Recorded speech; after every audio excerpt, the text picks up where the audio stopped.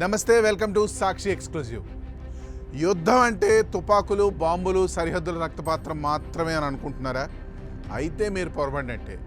వేల కిలోమీటర్ల దూరంలో ఉన్న గల్ఫ్ దేశాల్లో రేగుతున్న యుద్ధ జ్వాలలు ఇప్పుడు నేరుగా మీ ఇంట్లోని మెడికల్ కిట్ను తాకబోతున్నాయి. మీరు ప్రతిరోజు వేసుకునే షుగర్ ట్యాబ్లెట్ నుంచి అత్యవసర ప్రాణరక్షక మందుల వరకు అన్నీ మాయం కాబోతున్నాయా? అవును, డ్రగ్స్ కంట్రోలర్ ఆఫీసర్స్ అసోసియేషన్ ఇచ్చిన సంచలన హెచ్చరిక ఇప్పుడు దేశాన్ని వణికిస్తుంది. అదేలాగో ఈ వీడియోలో తెలుసుకుందాం. ఇది ఒక అలర్ట్ వీడియో, బిగ్ అలర్ట్ వీడియో. ఈ వీడియో ఎక్కడ స్కిప్ అవ్వకుండా చూడండి. అలాగే ఈ వీడియో 10 మందికి షేర్ చేయండి. ప్రపంచ ఫార్మసీగా పిలువబడే భారత్ ఇప్పుడు ఒక ఊహించని ఉచ్చులో చిక్కుకుంది. గల్ఫ్ యుద్ధం వల్ల మీ జేబులు ఖాళీ అవ్వడమే కాదు, ప్రాణాలు నిలబెట్టుకోవడం కూడా భారంగా మారబోతుంది. అసలు అక్కడ జరుగుతున్న యుద్ధానికి మీ మెడికల్ షాప్లో దొరికే మందులకు ఉన్న ఆ డేంజరస్ లింక్ ఏంటి?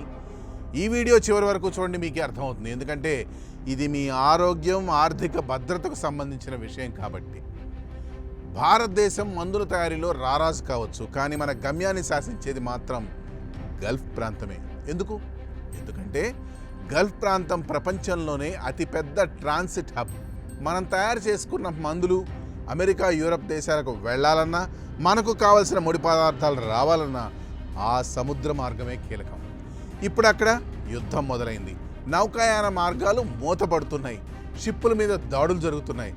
రవాణా ఆగిపోవడం అంటే మన దేశానికి వచ్చే లైఫ్ లైన్ కట్ అయిపోయినట్టే. ఇది కేవలం బిజినెస్ నష్టం కాదు, దేశ ప్రజల ఆరోగ్యానికి ఒక పెద్ద సవాల్. అసలు మందులు ఎలా తయారవుతాయో తెలుసా?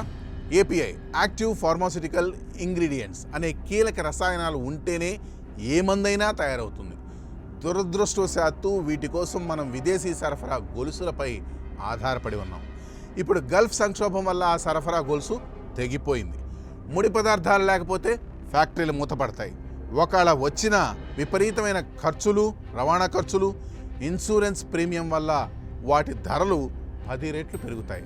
అంటే నిన్న మొన్నటి వరకు రూపాయికి దొరికిన ట్యాబ్లెట్ రేపు 10 రూపాయలు పెట్టినా దొరకని పరిస్థితి రాబోతోంది. ఇది సామాన్యుడిపై పడే పెనుదెబ్బ. మీరు విన్నది నిజమే, మందు ఒక్కటే ఉంటే సరిపోదు. దాన్ని భద్రపరచడానికి aluminium foils, plastic bottles, rubber stoppers కావాలి. ఈ ప్యాకేజింగ్ మెటీరియల్స్ అన్నీ పెట్రోకెమికల్ ఉత్పత్తుల ద్వారానే తయారవుతాయి. గల్ఫ్ అంటేనే ఆయిల్ అండ్ గ్యాస్ నిలయం. యుద్ధం వల్ల ఆయిల్ సరఫరా తగ్గితే ఈ ప్యాకేజింగ్ మెటీరియల్స్ కొరత ఏర్పడుతుంది. ప్యాకేజింగ్ లేకపోతే మందులను మార్కెట్లోకి పంపడం సాధ్యం. అప్పుడేం జరుగుతుందో ఊహించుకోండి. మెడికల్ షాపుల్లో అల్మారాలు ఖాళీగా కనిపిస్తాయి. మందులలో అతి త్వరగా మనకు కనిపించకుండా పోయేటివి ఏమిటో ఇప్పుడోసారి తెలుసుకుందాం. ముందుగా యాంటీబయాటిక్స్, చిన్న ఇన్ఫెక్షన్ వచ్చినా వాడే మందులు కరువైపోతాయి. ఆ తర్వాత గుండె సంబంధిత ఔషధాలు, బీపీ, హార్ట్ పేషెంట్లు వాడే మందుల కొరత ప్రాణాపాయానికి దారితీయవచ్చు.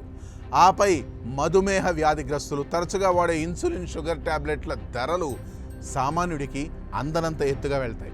ఇక ఆఖరిగా ప్రాణరక్షక ఇంజెక్షన్లు, ఎమర్జెన్సీ వార్డులో వాడే మందుల సరఫరా ఆగిపోయే ప్రమాదం పొంచి ఉంది. పరిస్థితి ఇంత భయంకరంగా ఉన్నప్పుడు ప్రభుత్వం ఏం చేయాలి? మనం ఏం చేయాలి? డ్రగ్స్ కంట్రోలర్ ఆఫీసర్స్ అసోసియేషన్ కొన్ని కీలక పరిష్కారాలను సూచించింది. ఆత్మనిర్భర్ భారత్ అంటే ముడి పదార్థాల కోసం వేరే దేశాల వైపు చూడకుండా మన దేశంలోనే ఏపీఐ తయారీని యుద్ధ ప్రాతిపదికన చేపట్టాలి. అలాగే బఫర్ స్టాక్ అంటే ప్రభుత్వం తక్షణమే జోక్యం చేసుకొని కనీసం 1 ఏడాదికి సరిపడా మందులను నిల్వ ఉంచుకోవాలి. ఆపై ప్రత్యామ్నాయ మార్గాలు, గల్ఫ్ కాకుండా ఇతర సురక్షిత రవాణా మార్గాలను వెతకాలి. ఇక చివరగా ప్రైస్ కంట్రోల్ యుద్ధాన్ని అడ్డం పెట్టుకొని రేట్లు పెంచే మాఫియాపై కఠిన చర్యలు తీసుకోవాలి. ఫ్రెండ్స్, యుద్ధం ఎక్కడో జరుగుతుండొచ్చు, కానీ దాని ప్రభావం మన ఇంట్లో, మన ఆరోగ్యం మీద పడబోతోంది. మందుల కొరత రాకముందే అప్రమత్తం అవ్వండి. అనవసరంగా మందులు నిల్వ చేసి బ్లాక్ మార్కెట్కు సహకరించకండి. కానీ అత్యవసర మందుల విషయంలో మాత్రం చాలా జాగ్రత్తగా ఉండండి. ఈ సమాచారం ఒక హెచ్చరిక, అలర్ట్ మాత్రమే కాదు, మనల్ని మనం కాపాడుకునే ఆయుధం. ఈ వీడియోని వెంటనే మీ స్నేహితులకు, కుటుంబ సభ్యులకు షేర్ చేయండి. ఎందుకంటే రేపు మెడికల్ షాప్లో మందు దొరకనప్పుడు బాధపడడం కంటే ఈరోజు అప్రమత్తం అవడం మేలు. ఈ స్టోరీపై మీ కామెంట్స్ తెలియజేయండి. That's all for today. This is Harikrishna signing off for Sakshi exclusive.